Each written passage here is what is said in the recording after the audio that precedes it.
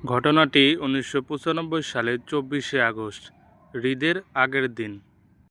ইয়াসমিন ঢাকা থেকে একটি বাসে করে তার নিজ গ্রাম দিনাজপুরে যাওয়ার জন্য তার মায়ের কাছে রওনা দেয়।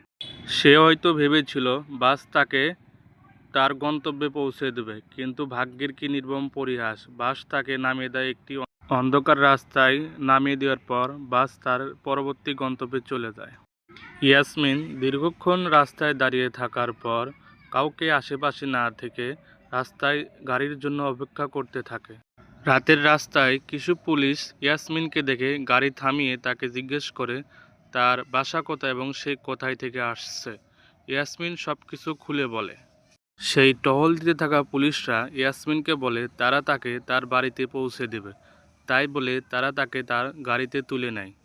ইয়াসমিন নির্দ্বিধায় পুলিশের কথায় তাদের ভ্যানে উঠে যায়, কিন্তু সে ভাবেনি এই একই সিদ্ধান্ত তার জীবনে নিয়ে আসবে চরম দুর্ভোগ।